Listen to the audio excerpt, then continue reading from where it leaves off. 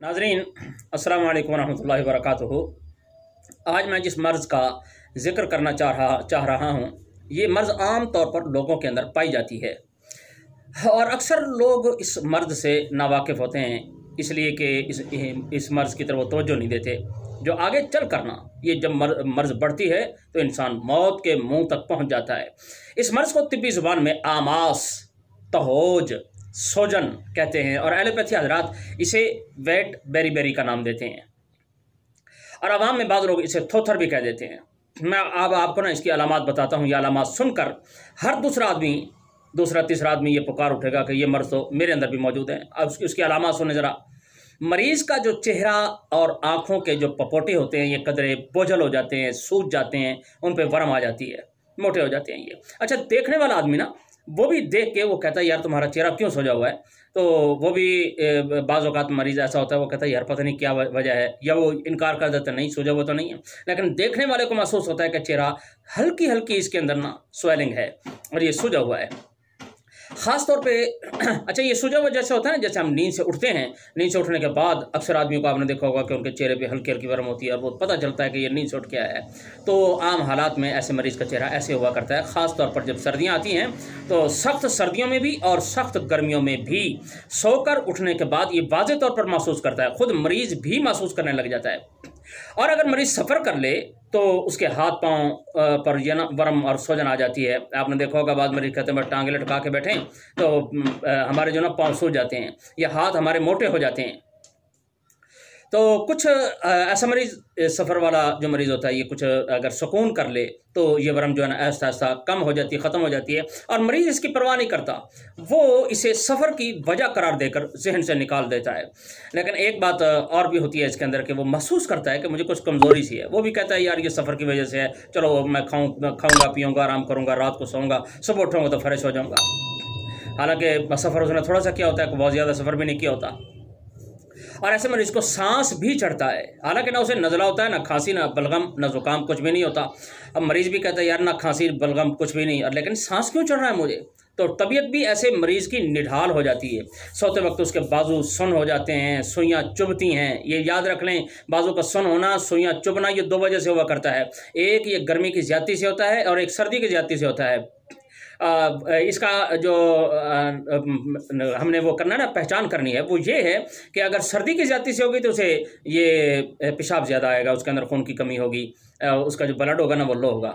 लेकिन जो अब मैं बयान कर रहा हूँ ये गर्मी की ज़्यादती की वजह से होगा कि सोते वक्त बाजू सुन हो जाते हैं, सुइयाँ चुभती हैं, ये गर्मी की ज़्यादती से है। यहाँ पेशाब भी जलन के साथ आएगा और ऐसा मरीज होता है ना, उसके अंदर काम करने की हिम्मत भी नहीं रहती, वो जल्दी थक जाता है, चक्कर भी आती है उसे, दिल भी उसका घबराता है और टांगों और बाजुओं में ताकत कम होने लगती है।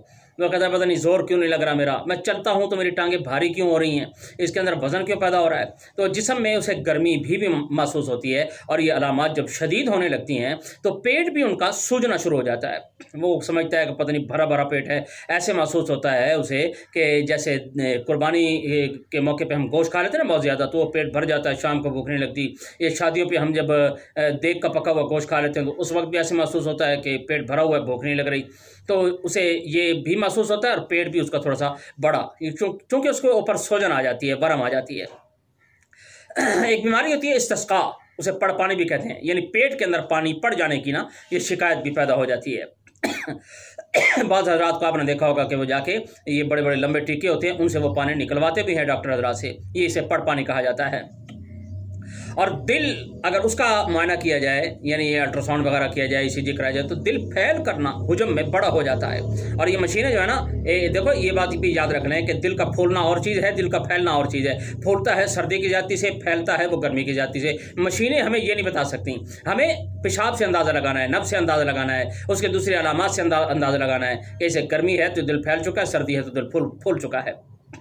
और ये दिल फैल जाने की वजह से, हुजम में बड़ा हो जाने की वजह से सही हरकत भी नहीं कर पाता, फिर खफकान कल्ब हो जाता है, यानी घबराहट होने लगती है और बाज़ मरीज़ों को गशी इफ्तारी होने लगती है, उनका दिल रुकने लग जाता है। बाद लोगों को इसी हालत में मौत वाक़ हो जाती है। अक्सर मुआलिजीन इस मर्ज़ को नाकिस ग़िज़ा का सबब करार देते हैं, वो कहते हैं ये नाकिस ग़िज़ा खाई तो ये मर्ज़ पैदा हो गया। हालांकि ये बात गलत है। देखें, एक घर के 7 अफराद एक ही खाना खाते हैं اور وہ 6 افراد کو تو کچھ نہیں ہوتا، صرف ایک آدمی کے لیے کھانا ناقص ہو گیا، یہ کیسی منطق ہے بھائی؟ ہماری تو یہ سمجھ میں نہیں آتی۔ دراصل یہ مرض گرمی کا ہے، کسی ناقص غذا کا کوئی تعلق نہیں ہے اس کے اندر۔ وہ کامل غذا کھا لے تب بھی اس کے اندر گرمی ہے تو یہ مرض پیدا ہو جائے گا۔ تو یہ گرمی کا مرض ہے، اس میں صفرا پیدا ہو کر جمع ہوتا رہتا ہے، جسم اس صفرا کو نکالنے کی صلاحیت سے محروم ہو جاتا ہے۔ جیسے حکمہ حضرات جانتے ہیں، غدود ناقلہ ہوتے ہیں، غدود جاذبہ ہوتے ہیں، غدود جاذبہ تو ان کے ٹھیک ہوتے ہیں، ناقلہ ان کے خراب ہو جاتے ہیں، جس سے یہ علامات جو ہے نا پیدا ہو جاتی ہیں۔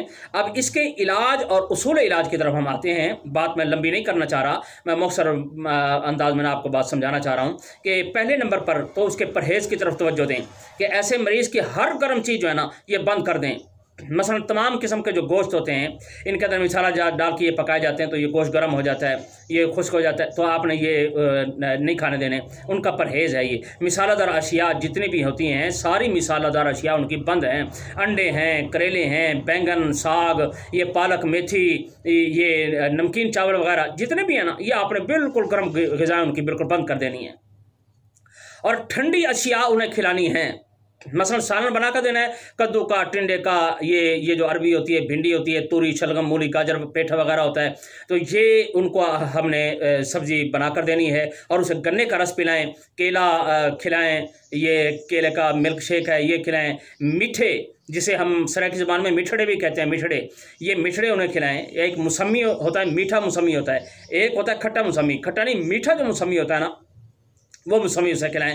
کھیرا ہے، تربوز ہے، خربوزہ جسے متیرہ بھی کہا جاتا ہے، تربوز کو متیرہ بھی کہا جاتا ہے، خربوزہ جسے پتی کہا جاتا ہے، یہ ہو گیا۔ چقندر ہے یا دوسرے ٹھنڈے مشروبات ہوتے ہیں، یہ ان کو کھلانے ہیں۔ یہ پرہیز اور غذا میں نے آپ کو بتا دی ہے۔